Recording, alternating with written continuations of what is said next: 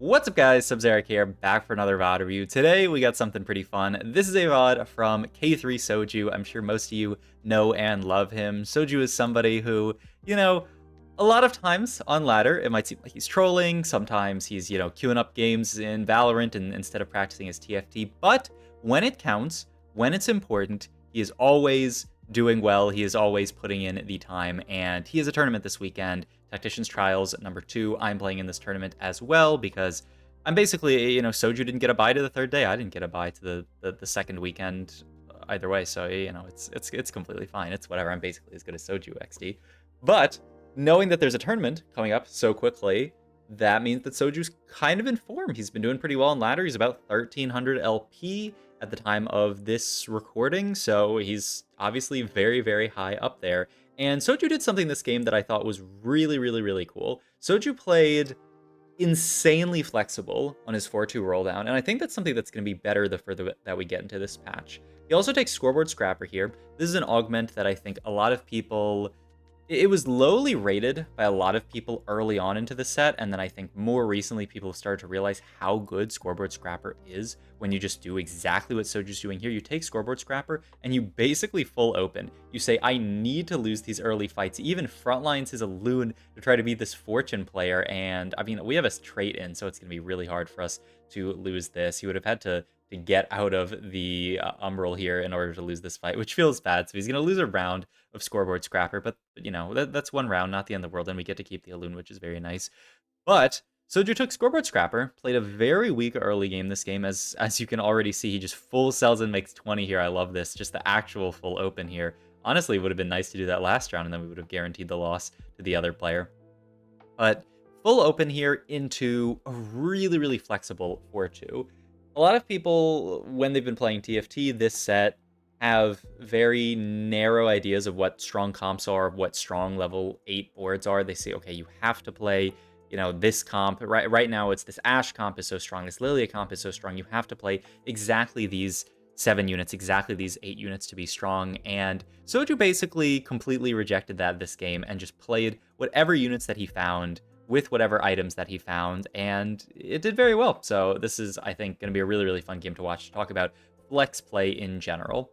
We get to our next loss here, done at 88 HP. Actually a little bit healthy because of the fact that we won the first round, but that's not necessarily a good thing. And the main thing we need to ask here is, like, what items do we actually want to make in this situation? We have a Zoe as a potential item carrier. We kind of have AD items if you look at them. Yeah, and he's going to pick up this Lux here with a bow just to lean more into those AD items, but we do need to pick up an AD item holder. Soju just kind of trying to figure out what board he actually wants to play in this spot. I mean, he's holding on to the Zoe. Maybe we could get some kind of Fortune opener. I think that would be the ideal setup, and boom, there's a Teemo, so maybe something to consider. I have to imagine we're going to hold on to the Zoe and the Teemo and just hope that we can find Fortune a little bit down the line, but we'll see. Just fielding the Zoe for now. Soju, no idea of killing a single unit here. He's saying, I'm never going to kill a single unit in these fights. I'm just going to make sure that I lose them. This is something that I've talked about before. Because player damage is so much lower now with the changes to player damage where it's only 1 damage per unit, it's so much better when you're in spots like this just to guarantee your loss, as opposed to trying to save HP. And you see Soju do this, you see Setsuko do this. It's so much better just to say, okay, I'm just going to play this stuff. I'm going to play very few units, always weakest board, always frontline stuff, and just make sure that I can lose the fights that I want to lose, because that is way more important than actually saving 1 HP from killing you. 1 HP is negligible. You almost never lose a game because of 1 HP, and getting the bigger cash out from Fortune, or in this case, the Scoreboard Scrapper value, is so much better. If you guys haven't played Scoreboard Scrapper before, by the way, you absolutely want to do this. You early loss streak here, take a ton of damage early, and just go very low in the player HPs so that you can start stacking up those stats that are going to exist throughout the entire game. And then once you get to the late game, hopefully you start winning, you get into the top 4, get that HP, and it works really, really well. It's a fantastic loss streak augment, and now that we have the Fortune here, it feels really, really good. Soju's gonna make the last Whisper here, and I think his idea from this spot is actually to play around Kaisa. The Kaisa comp is one that got really, really nerfed prior to the B patch, and then the B patch came out, and it got buffed back a little bit. I think people maybe have overreacted a little bit to like saying how weak it is. I do think it's certainly a playable comp now, especially after being rebuffed. The frontline definitely is a lot weaker than it was before, and it was already a kind of crummy front line, like Galio and Silas. Silas was a great unit, but Galio was really one of the worst tanks, and they nerfed him, which feels kind of bad, but still, especially from a spot like this, it feels just really good to be able to play this. So yeah, I like Unified here a lot, just a combat augment for a late game. It's actually going to scale well with that extra HP that we're going to get later. This person playing Fortune for now, so we just have to try to lose to them. We now have a combat augment, so we just have to make sure that we don't get unified value. But yeah, we have to do our best to lose to meet the meat here. I believe they're not actually, they have Tristana as one of their units, right? Tristana's going to jump forward in a lot of these scenarios, and so Kobako's not going to end up like being trapped in the corner. And they opt to actually not even go for the full trap. They move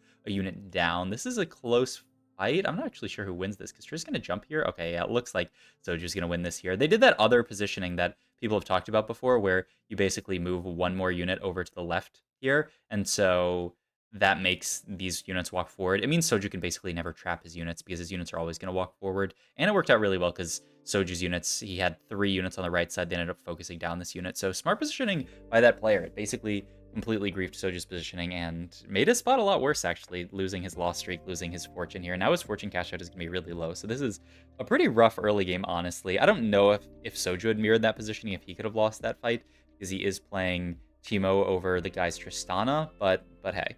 We pop the anvil here to look for item off carousel here. It's interesting that he takes bow and glove here. He took glove off the anvil here, maybe for a TG guard breaker. No IE here feels pretty rough, but he really just wants to get the Kaisa in that spot, right? He wanted to guarantee the Kaisa, so he was kind of forced to take that. But hey, now we have Kaisa. She can item hold. We can get out of fortune for a sec, though. What was our count? I guess we'll see in a second. You get to make red buff here, which actually feels really, really good. And then, yeah, I guess the idea is you take bow for red buff here for Teemo, and then you have glove open for IE later. Yeah, okay. I mean, it actually makes a lot of sense. Red buff, fantastic Teemo item. Teemo got buffed this patch. Teemo is kind of a monster now. I've heard some people, say that you should really be thinking about itemizing this Teemo unit when you are playing this comp, because he's back to pre-nerf Teemo. Remember, like, early on in the set when Teemo 2 was just an absolute monster? He's back to that. Holds red buff beautifully, holds stuff like Morella's beautifully, and, if you could ever get to something like a blue buff on him, that feels great, but you're probably not. You're probably not going to get to a blue buff Teemo, but hey, we'll see. We'll see what happens this game. But yeah, we already have the Kaisa. We have a pretty good angle towards playing around this Kaisa comp here. It seems like a pretty straightforward game, I would say. I think a lot of people would just say, okay, I'm going to roll down exactly for this comp. I'm going to roll down for the 4 trick shots plus Kaisa setup, and it'll be fine. We'd love to build a more Morello or a Crest of Cinders here, but sadly we already have the red buff. If we hadn't built that, then it would certainly be the pickup, but we do get the opportunity to pick up Rascal's Glove here, which is another fantastic item, so you can't be too mad about that. Pick up a Nautilus here, and we are 1 round off of our 4-2, so I'll slow it down once we get to 4-2. But here Soju's like trying to figure out what items he wants to build. There's the Guardbreaker Adaptive Helm Slam here, which is the only way you can actually slam these 2 items, and I think Soju makes the slam because he doesn't want to take a lot of damage at this point in the game. He wants to make any items, and he's just going to say, okay, we're going to play these items on these units, and, a double adaptive can be frontline, Radiant TG can be frontline as well. We'll see what that ends up being, but yeah, Soju just says, I'm going to build the items that I can build because I want to save HP at this point. I'm getting kind of low. Augment-wise here, Inspiring Epitaph is just a fantastic generic augment, and now let's slow it down here and look at this roll down, because this is really the crazy part about this game. He looks at Spirit Guardians for a second, but with no Ashes, it's hard to play that here. He's going to hold on to this Lillia here and say, okay, maybe. He's going to pick up the Silas, of course, because Silas is who you'd ideally play around here. He gets this huge 4-cost shop with a bunch of stuff, gets to hold Lillia pair, plus the Galio, plus an Ash, even holds onto the Cane. There's Kaisa pair as well, so he's just going to keep holding 4 costs and continuing to roll down here. He's not going to even hold the Bard here because he's not even really thinking about playing around for a trick shot at this point. And now he picks up a Lillia 2 and says, you know what? I'm going to make the Lillia 2, and I'm going to play the Lillia 2. So I think, yeah, I mean, he's 1 gold here. That's the end of the roll down here, but what is this board that we're playing right now? Soju himself is already, like, super dizzy. We have barely any synergies in. At least we have the 2 trick shot in here. But we hit a Lillia 2, and we threw double Adaptive Helm on her as her just items. Because, I mean, these items can fit on anyone, right? Adaptive can go onto something like Silas. It can go onto something like a Galio. It can go onto something like Lillia. It's, I mean, it's in the name. It's adaptive. It's a very flexible item. Soju still kind of has to to roll to find some kind of board here. Picks up a Nautilus, and he picks up the Bard, and the Bard ends up kind of being the key here, because Bard can branch together this Kaisa comp and this Lillia. Bard is a trick shot, and he's a Mythic, so now we can get the Nautilus in, play trick shot and Mythic. We get out of the Ornn because he's not actually anything on this board, and now this is our board. We're playing Kaisa plus Lillia plus Bruisers in our setup here, which is, I mean, I'll say it, and it's in the title of this video, and you know people will yap, but like tell me that you've seen someone play this board. I will permanently ban you. Okay, not really, but I mean, come on. Here we're first pick on Carousel. We get the Kaisa pair with the Kaisa off Carousel, so now we have Kaisa 2, and all of a sudden our spot starts to kind of come into focus. We're still playing this random Ash, which is just Porcelain here, so certainly that could become something else, but our board kind of makes sense. We have a couple of Wardens in the front line. We have a Kaisa 2 and a Lillia 2 in our back line. We're going to get out of a lot of these other units and just say, okay, I'm going to play the Annie. I'm even going to cut the Amumu here and drop out of Warden so that I can hold on to all these units. And Soju's just saying here, we're Nautilus paired, we're Galio paired, we're Annie paired. We just have to roll here and pick up units. But it almost looks like he took like build different, you know, where he's just picking up all of the 4 costs and just playing whatever he hits. But this is just TFT. He had items. He had AP items that could fit onto Lillia. He had the AD items that could fit on Kaisa. He has this Radiant TG, which does fantastically on Sylas, so that's probably going to stay on him the entire game.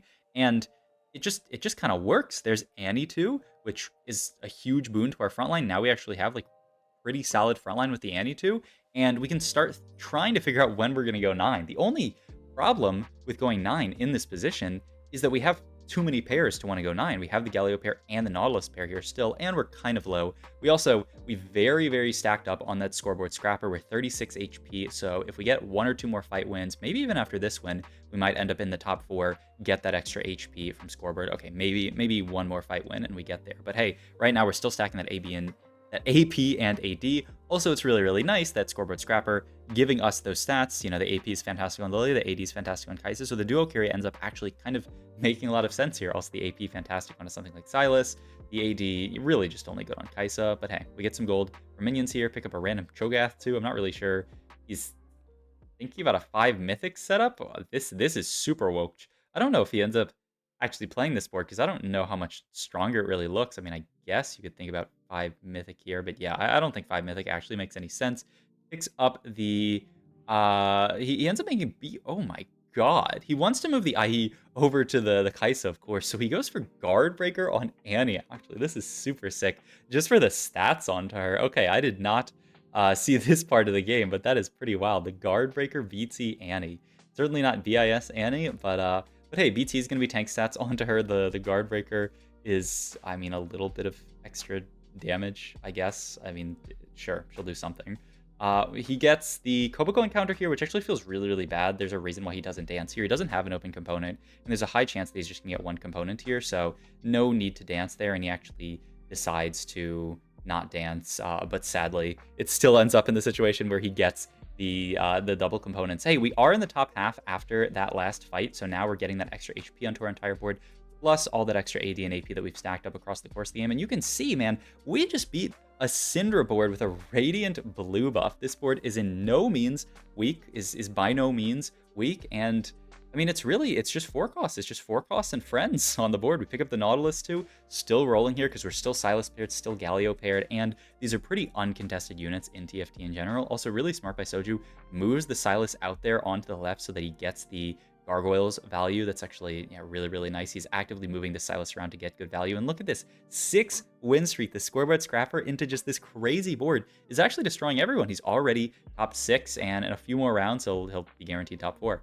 We need to pick up an Annie item here. There's not one that exists, so I don't even know what we're gonna go for here. Second BT, Gwinsu onto a random like unit in the backline. Nashers, this is Nashers Annie time, just to get her casting more. Yeah, I don't know. That is a pretty rough carousel for what Soju wants here. Gonna continue to roll down here, trying to pick something up that is Nashers Annie, and he's thinking about throwing random Ornn onto the board. You would obviously lose out on Warden onto your Nautilus too, so I don't think it's worth it, but Ornn's a fantastic unit. The reason why I think I wouldn't even consider the Ornn here is just you're not farming items for anyone reasonable. You're farming items for Nautilus, I guess, is the only thing, but like, you know, maybe you could think about farming items if this was a 2-item Annie. Getting the 3rd item to Annie feels really good, but you know, it doesn't really make sense here. end up winning this fight, so we're all but guaranteed to go top 4 this game, even though we've just been rolling it to 0 on level 8. I think this game also highlights a lot what I've been talking about recently about how so much of the game now is played on level 8. It's so important to just play your strongest board on 8 because 5 costs are just relatively, as units, weak compared to 4 costs. 4 costs are just so strong, even with the nerfs to them this patch. It's just 4 costs are so insane compared to 5 costs and compared to other costs of units that if you're not rolling down and playing around 2-star 4 costs on 8 and you're just trying to skip 8 and go 9, you will often have a very bad time. But hey, this careless guy dies. We are guaranteed top 4 in this spot. We pick up the set, who's actually a really nice pickup here because he bridges that Warden and Umbral setup. And yeah, this is going to be our board, at least for the immediate future. Maybe we can get to push 9, which is what Soju's looking at here as a potential level 9. Got to keep the Silicent, I would think, here. Maybe he was thinking about moving Radiant TG, but I don't really even see anyone it's better on. Has to be Vow here onto Nautilus, I would think. Yeah, just a good enough item. This Annie build is absolutely crazy, but hey, it's kind of working. I mean, it is working. We're on a huge streak. Just goes to show that, you know, in TFT, if you just play around the units that you hit, if you slam somewhat reasonable items, sometimes even somewhat unreasonable items, take good augments, and, you know, build okay items, you can end up in a fantastic spot. I just feel like this game is so crazy. We're on a 9 streak on this board, just using the power of Lillia and Kaisa. They're best friends. You know, Kaisa's gonna bounce to the backline with trick shot. Lillia's gonna get some of the backliners low, so they actually like kind of synergize.